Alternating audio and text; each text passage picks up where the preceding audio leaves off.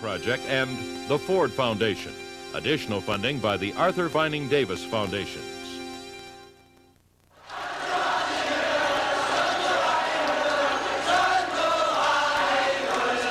In May of 1980, South Korean students in the city of Gwangju surged into the streets demanding democracy. Within hours, they were in control of the historic square in the center of the city.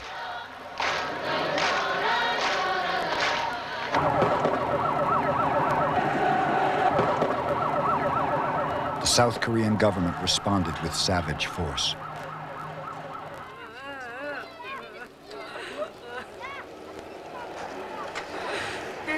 This massacre did not play before a worldwide audience like the one in Tiananmen Square in communist China. It went almost unnoticed, except by the people of South Korea.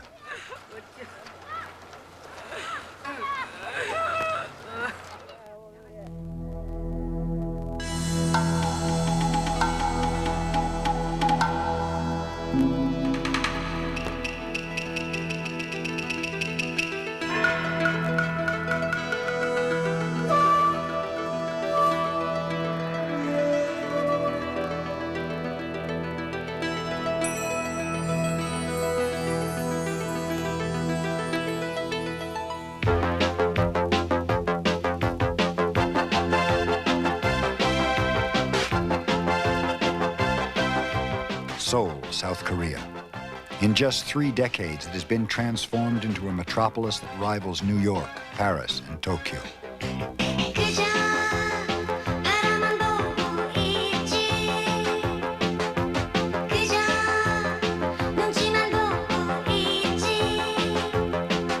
Like several of its neighbors, South Korea has been on a dizzying surge of economic growth. In 1960, per capita income here was $80. Today, it's over 5,000.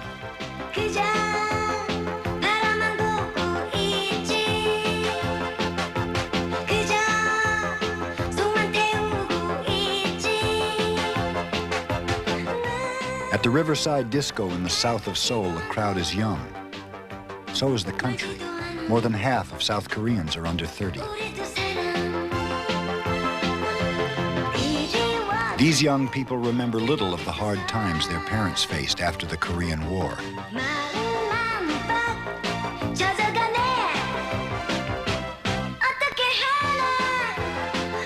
What they know is South Korea on the rise. The highlight of a night at the Riverside is a trip high above the dance floor on the UFO. This is a generation with rising expectations, and in growing numbers, they are free to play and free to spend. But they are not so free to question the political system that brought them their prosperity.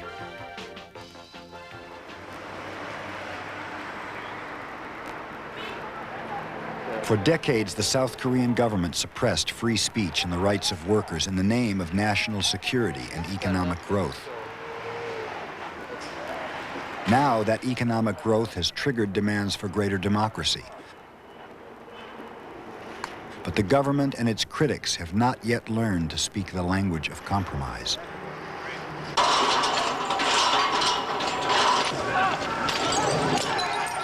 This is Seoul National University.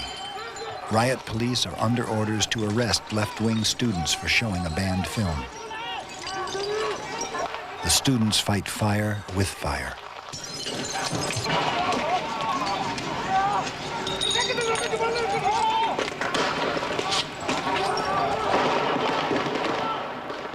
Today, Koreans in search of democracy are caught in a crossfire. As freedom increases, old resentments flare. Between students and police, men and women, labor and management.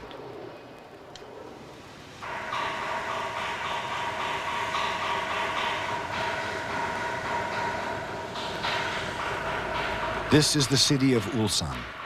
It is a company town, headquarters of the Hyundai Corporation, a multi-billion-dollar shipbuilding and car manufacturing empire.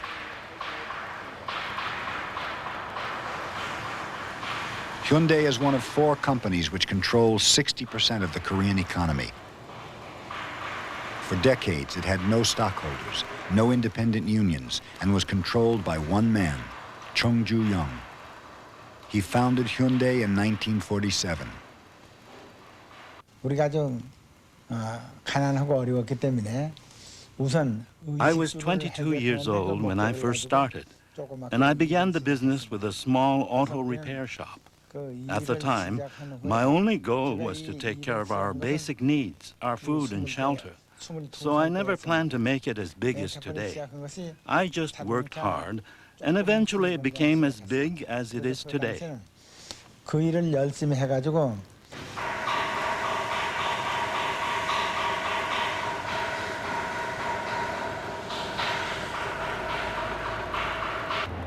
But Chung Ju-young had help. To enable him to compete overseas, the Korean government loaned Hyundai money, limited competition from other companies, and passed laws banning independent unions. As a result, Hyundai could pay workers low wages for long hours. While Korea was poor, the workers did not rebel. They took pride in building up Hyundai and building up the nation.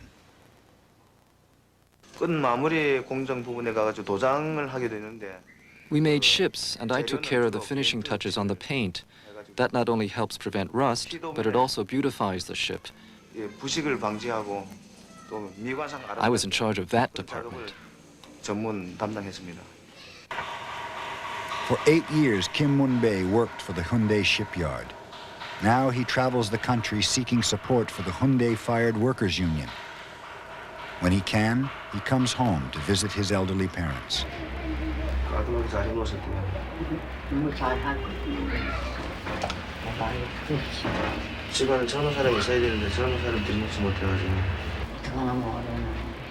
Kim Moon-bae has supported his parents for many years. As Hyundai's profits soared, he expected his burden to grow lighter, until he realized that Chung Ju-young did not intend to share the wealth.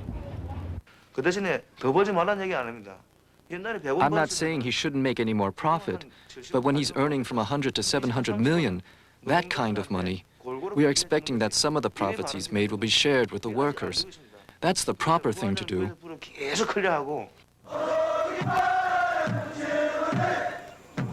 In 1987, democratic reforms gave workers the right to form their first independent unions.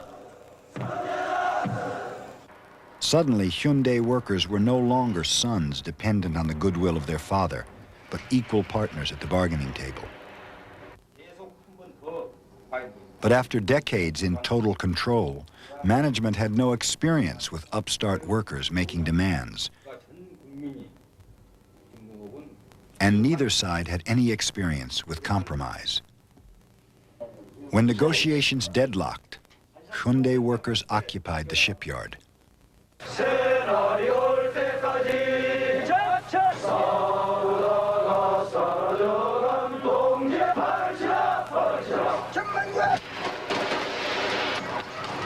The government sided with management. It sent in 14,000 riot police to retake the shipyard, then sentenced union leaders to prison. Outraged at the prison terms, workers once again occupied the shipyard, and the government once again sent in thousands of riot police.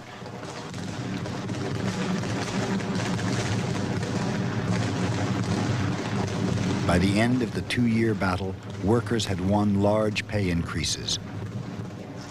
But the fight left both sides bitter. The group ethic on which the company was built had been shattered. 노사는 공동 운명체다. 어차피 한 배를 탔다. They always say the company and the workers are one, riding in the same boat. When you go inside the factory, you see the sign, "We are a family." But every chance they get, they stab us in the back and treat us like animals.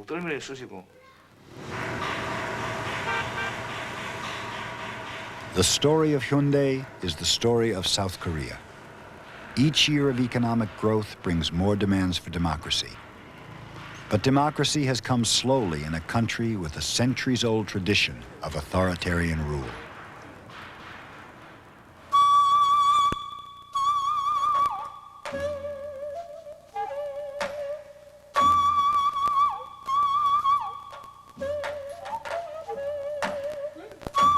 According to ancient myth, Koreans are descended from Tangun, a child fathered by the sun god.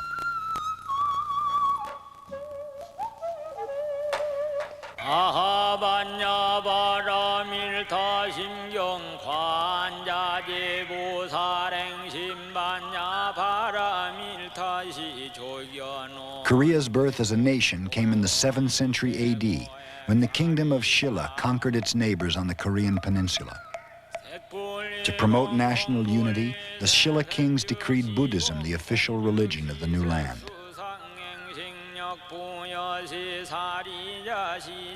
In many ways, it was a golden age. The arts of architecture and sculpture flourished. But with progress came the creation of a small ruling elite. By order of the Shilla kings, they drew tribute from every corner of the nation and buried fortunes with their rulers in tombs that towered like mountains. Power was now concentrated in the hands of the few, and there it would remain. Korea, for centuries, Korea has been rather centralized country, state. I mean, king alone was able to do something for the people.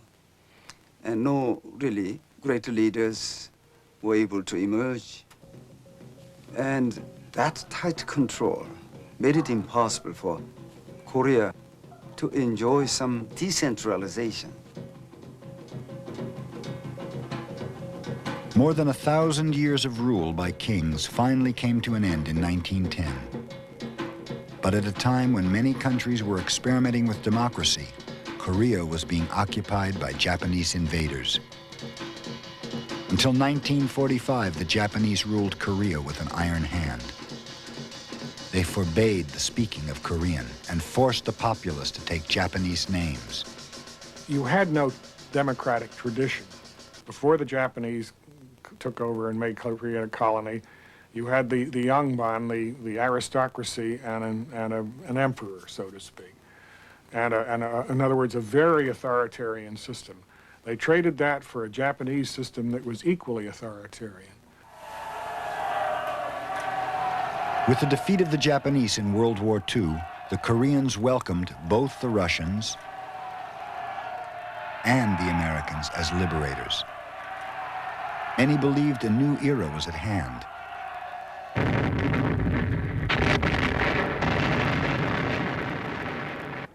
But in 1950, communists from the north, backed by the Russians, invaded South Korea. On the eve of a communist victory, the Americans intervened. It was the first hot war in the Cold War confrontation between communism and capitalism.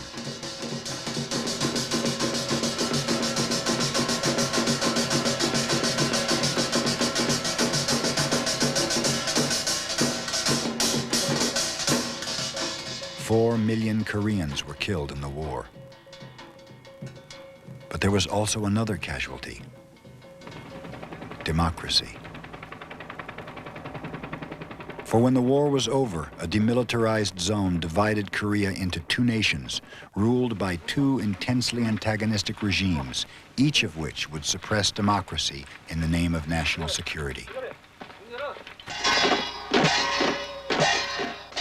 In the north, dictator Kim Il-sung created one of the harshest regimes on earth, a police state in which failure to march to his political tune could mean prison and even death. His justification? The threat from the South Koreans and their American allies.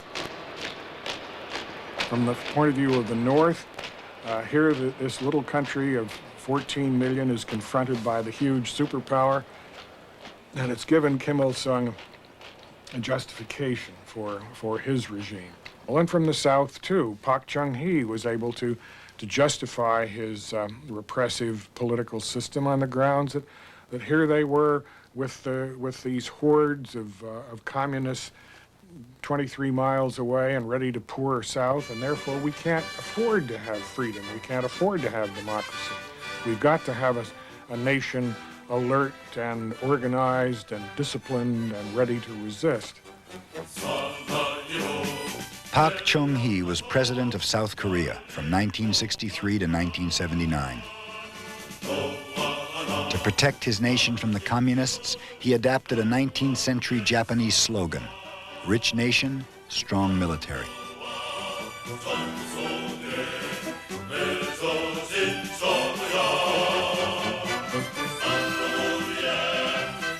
But Park Chung-hee had another goal, to remain president for life.